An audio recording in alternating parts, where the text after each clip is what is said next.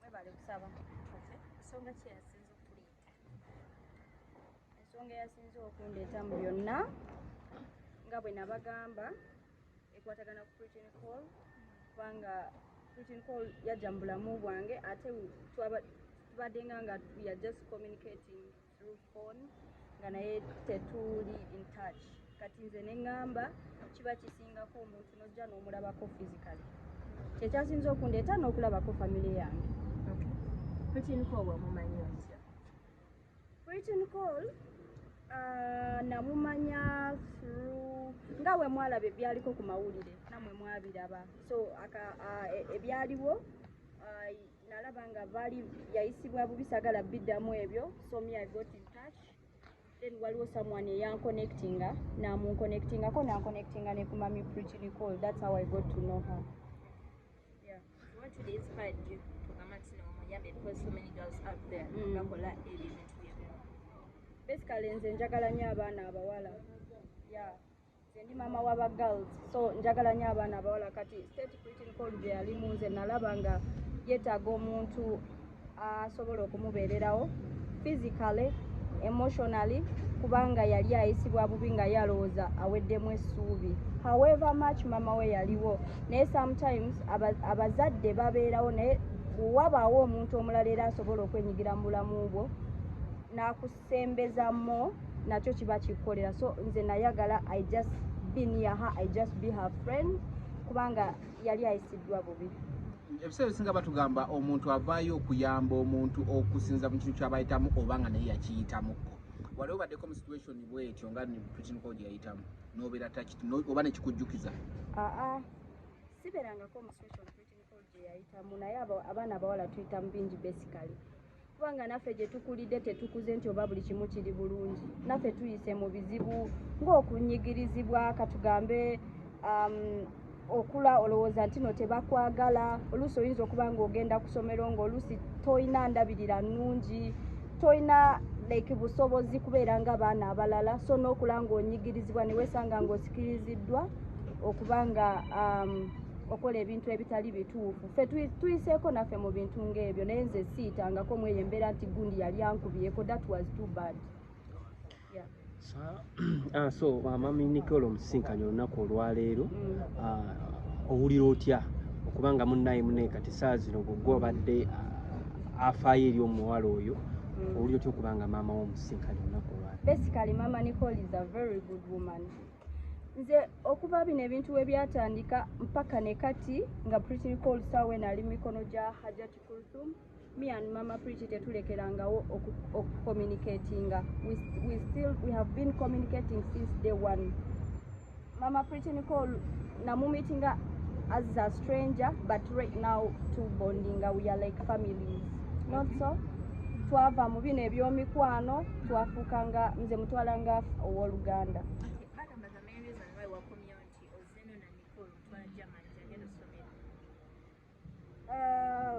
Yeah, ekyo kinamu mu nkola kubanga ekyo kintu twakyogerako ndowooza even since day one okuva nga when I was talking to preaching call nti agende ku ssomero ekyo kyo twakyogerako ne mugamba preaching call wamala P7 sawa yonna ngenda kuleeta German era sikijjangawo. Okay.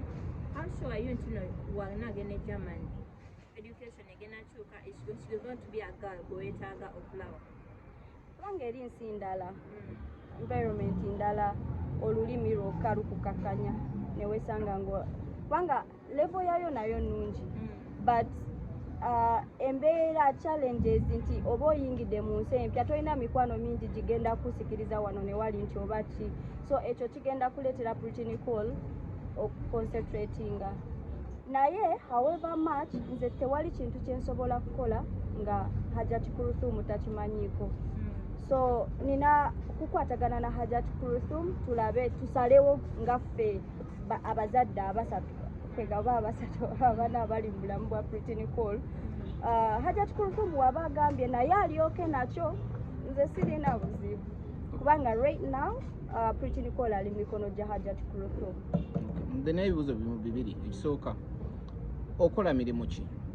gwe ng'omuntu mu ddwaliro. okola mu ddwaliro. How far are you going to take Pretty Nicole's life okulaba nti no ogenda kumufaako kyenkana ki? Kuba omuntu ayinza okulowooza oyagadde kujja kumanyika mu mawulire n'ogamba kolipire Pretty Nicole. Ogenda muyamba kyenkana ki?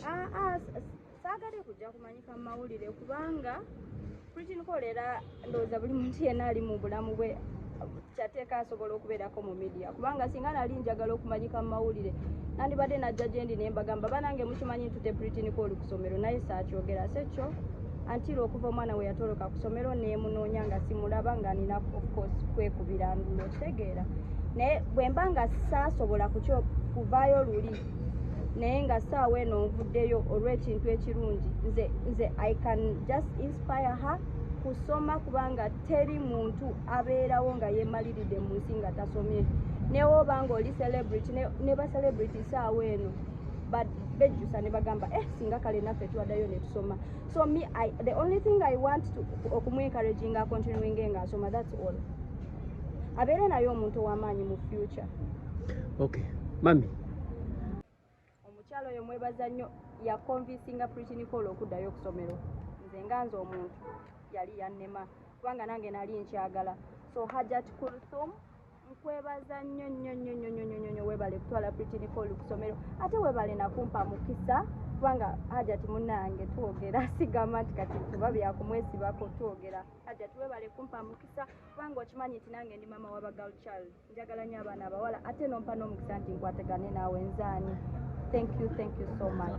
Katono nnyo beside okuba mama w'abaana abawala gwe ng'omukyala olinayo ku zadde eryo ly'okuva mu ntumbwe zo.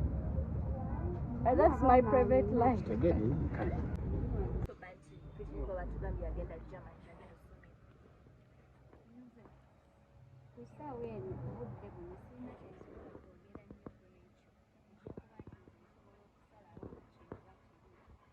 naye kyenyiza okwogera nti ffe ng'abazadde abali kati nga Hajat Kulthum ne Queen Germany ng'abazadde ababiri bwe baba bakwataganye bo bennyini basobola okusalawo ne bamanya kiki Nicole ku budde buno kyeyeetaaga. nafuna best education ye Germany bo basobola okusalawo nga naye nga owulira waali yagadde omwana agenda kune obuyigirize okusinako wanene bwe kiba kisoboka nkyagalira ddala kuba oyo okusoma kiba kirungi okusoma kwebweru era si kwe kumu n'okwawana. owulira atya nga omukyalo yaze mu bulamu obwo aliwo ono simulinaako buzibu era mpulira bulungi nnyo mwagalira ddala ono naakimanyi tetulina buzibu ono tukwatana embeera eri etya kuba bamuta ku ssomero ly'abasiraamu lyasomera essaawa embeera ya Nicole yakyuka kubanga ekisooka Hajat ye abuulirira abaana abawala ekiwulira Nicole already mwalaba yali yavudukayo ku ssomero kati nga tewali naasobola muzzaayo kuba ono yali akyogerangako era kyonna kyogera naluli naye nga Nicole tabyagala ekiwulira paka Hajat bwe yajja mu bulamu bwa Nicole n'akwata ku Nicole n'amwagazisa okusoma n'amuwuliriza era neebaza nnyo Dr. Hajat Kulthum neeyanzizza nnyo neeyanzenze kubanga akutte ku Nicole n'amukyusa kati olaba abeerayo nga mukkakkamu ekyo ekyebaliza Katonda. biri bitya because at first we yagenda kwiga essomero yagamba nga abaana baamuvoolanga abasomesa ngaamutwala ng'ekyokusekerera wogendeyo kati yagamba ati ekyo mbadde nsaba nze abaakiddamu ate ekyo mbadde saagala bye twavaamu ebikadde tubikomyewo kati kuba kati bino tuli mu bipya